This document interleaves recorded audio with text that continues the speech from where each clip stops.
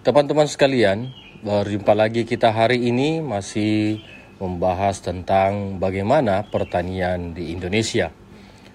Kalau kita melihat negara-negara tetangga kita yang sudah meningkat pesat pertumbuhan pertanian mereka, seperti halnya Vietnam yang dulunya di tahun 60-an mereka belajar ke Indonesia, tapi hari ini mereka sudah lebih maju pertaniannya dibanding pertanian kita di Indonesia.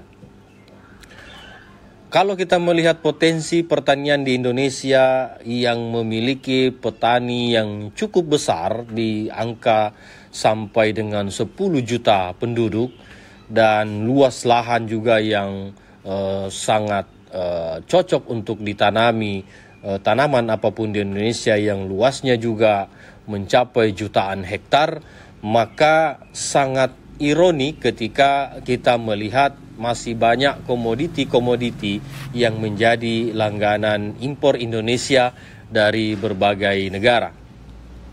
Mengapa pertanian Indonesia bisa seperti itu? Menurut catatan kami, itu ada beberapa faktor yang menyebabkan sehingga terjadi persoalan seperti sekarang ini. Yang pertama adalah tidak adanya pemetaan lokasi komoditi tanaman di tiap daerah yang menyebabkan begitu ada komoditi yang viral, maka semua hampir dari Sabang sampai Merauke menanam komoditi tersebut. Contoh untuk tanaman porang, begitu tanaman porang ini viral, maka dari Aceh sampai dengan Papua, rata-rata petani melakukan penanaman porang secara serentak yang mengakibatkan supply dan demand dari pupuk ini sehingga harga menjadi tidak terkontrol dan sangat mahal sekali.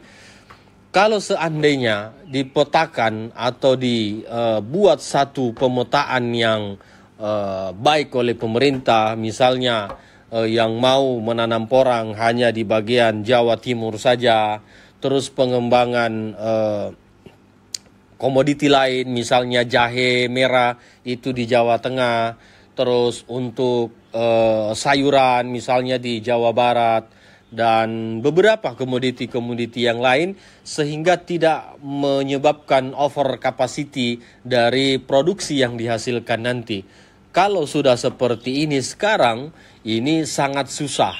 Begitu misalnya harga bawang merah naik, maka hampir di tiap-tiap daerah melakukan budidaya. Begitu juga dengan varietas-varietas tanaman yang lain seperti misalnya jahe merah kemarin, terus jahe gajah, terus ada lagi sebelumnya vanili yang sudah viral juga. Ini mempunyai ending yang tidak bagus. Ketika semua menanam, maka pasti harga akan turun, sehingga boleh dikatakan bahwa tidak ada roadmap yang jelas tentang pertanian kita di Indonesia. Yang keduanya adalah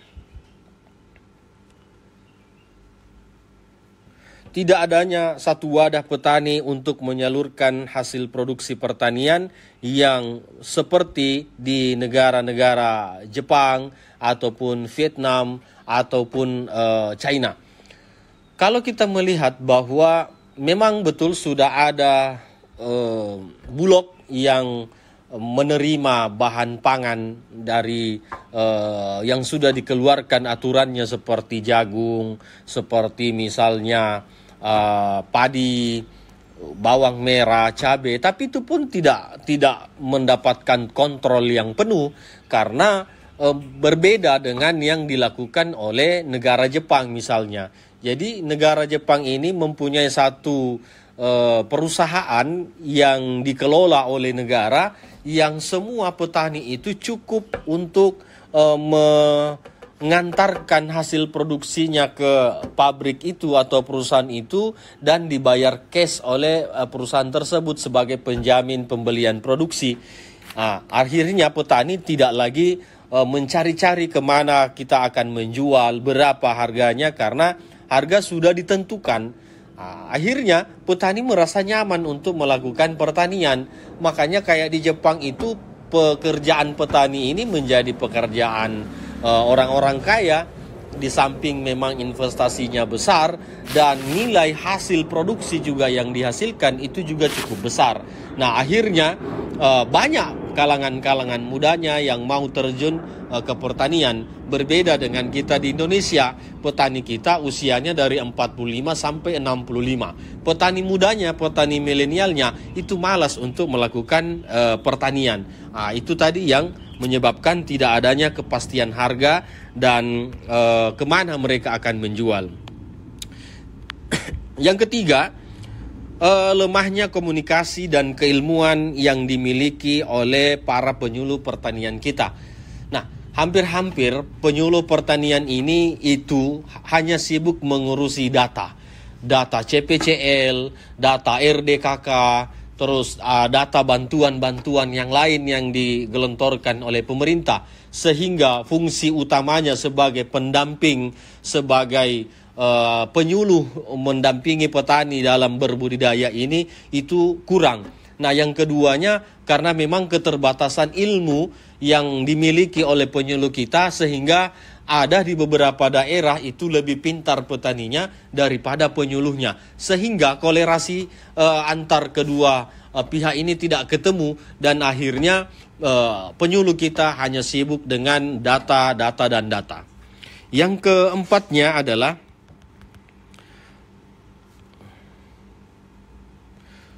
industri dan mekanisasi pertanian yang belum merata sehingga menyebabkan biaya produksi tinggi. Nah, ini faktanya kita rasakan. Kenapa kok HPP pertanian kita menjadi tinggi? Ya salah satunya karena masih kita gunakan dengan tenaga manusia. Berbeda dengan negara-negara maju, pertaniannya itu mereka semua melakukan mekanisasi dalam mengolah dan memanen hasil pertaniannya, sehingga kos produksi yang dikeluarkan itu menjadi lebih sedikit. Yang keenamnya, tidak mandirinya petani dan dalam permodalan sehingga terkadang berujung pada rentenir. Teman-teman sekalian, memang di tahun terakhir ini sudah ada yang namanya kur pertanian. Tapi kur pertanian ini juga menyisir orang-orang petani, bukan buruh tani. Sedangkan di Indonesia ini masih lebih banyak buruh tani daripada petaninya. Buruh tani ini adalah orang-orang yang menyewa atau bekerja sama dengan pemilik lahan, yang artinya mereka terbebani masalah pengolahan lahan, masalah pemanenan. Nah, sehingga mereka kadang-kadang mendapatkan biaya ataupun modal itu dari rentenir. Nah, kenapa seperti itu? Ya itu tadi, karena produksinya itu rendah dan hasil produksi yang dihasilkan itu hanya cukup untuk membiayai kebutuhan sehari-harinya, dan ketika akan melakukan pengolahan lahan lagi, maka mereka harus mencari pinjaman modal lagi untuk melanjutkan pertaniannya. Teman-teman sekalian, ini betul-betul sangat miris karena fakta ini terjadi di tengah-tengah kita dan pada kenyataannya petani-petani kita memang belum mampu untuk mandiri. Yang ketujuh, jumlah buruh tani yang lebih banyak daripada petani pemilik lahan sehingga penghasilan petani menjadi rendah dan berujung pada meminjam ke pemodal, meminjam ke rentenir, meminjam ke bank. Nah, hal ini sebenarnya yang harus kita cegah dari sekarang, karena buruh tani kita ini memang jumlahnya sangat banyak dan rata-rata buruh tani ini mengandalkan hasil panen atau hasil produksinya untuk melanjutkan kehidupannya. Dan untuk mendapatkan modal lagi, memang tujuan akhirnya adalah ke rentenir dan kur. Kur ini memang sangat efektif membantu teman-teman kita petani, tetapi kur ini pula menjadi beban ketika tidak ada jaminan harga di hasil produksi kita. Kalau kita melihat di pertanaman porang ini, banyak teman-teman yang sudah mengambil kur banyak teman-teman yang sudah bekerja sama dengan salah satu off-taker untuk mendapatkan kur, tetapi yang miris adalah ketika harga produksi dari umbi porang ini tidak naik, maka boro-boro dia akan mendapatkan keuntungan, bahkan modal pinjaman yang telah diambil atau telah dipinjam kepada bank dengan model kur ini, itu bisa saja harus menjual apalagi untuk menyelesaikannya. Selanjutnya adalah organisasi pertanian di Indonesia. Jadi sekarang juga banyak organisasi-organisasi pertanian yang mulai berkecimpung di dunia pertanian, tetapi saya melihat masih kurang efektif menyentuh pertanian kita sampai ke paling bawah. Rata-rata mereka hanya konsolidasi di bagian orang-orang penting saja, tetapi hakikat dari berdirinya organisasi pertanian itu tidak menyentuh sampai ke akar rumput. Ini yang miris juga, khususnya organisasi-organisasi yang besar yang sudah mendapatkan bantuan dari pemerintah, hendaknya ini menjadi menjadi bahan perenungan untuk bagaimana merubah pola kerjanya sehingga yang tersentuh itu sampai ke akar rumput.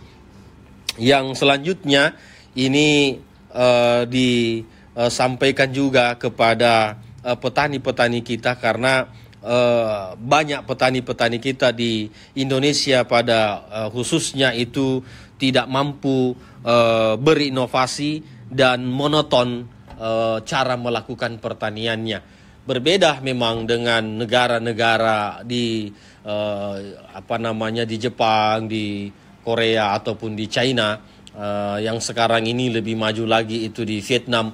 Mereka petaninya mampu berinovasi, tidak hanya mengandalkan bantuan dari pemerintah, tetapi mereka bisa menciptakan sesuatu yang bertujuan untuk meningkatkan hasil pemanenannya. Dan yang terakhir adalah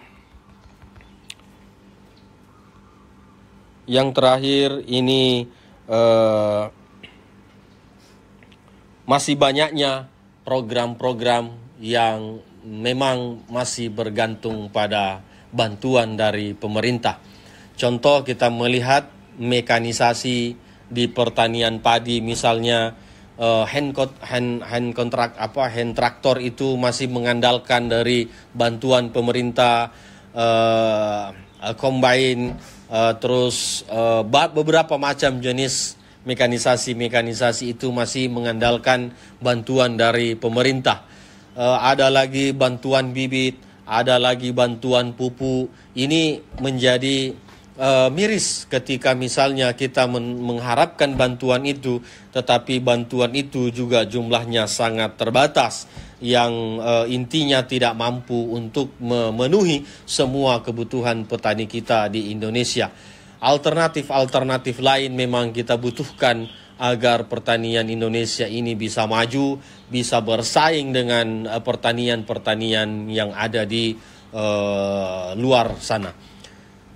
Yang terpenting menurut saya adalah bagaimana kebutuhan-kebutuhan yang masih diimpor oleh Indonesia, seperti misalnya gandum, seperti misalnya bawang putih, seperti misalnya kedelai, dan ada beberapa varietas-varietas yang lain, hendaknya itu dulu yang kita utamakan sehingga beban impor kita itu bisa kita turunkan, dan minimal kita sudah mampu untuk tidak mengimpor lagi bahan pangan yang kita butuhkan di Indonesia. Teman-teman sekalian, harapan-harapan untuk lebih majunya pertanian ini kita optimalkan, kita carikan solusinya agar pertanian Indonesia bisa bersaing di kancah internasional. Demikian ulasan kita hari ini, semoga bermanfaat untuk kita semua. Salam dari Makassar.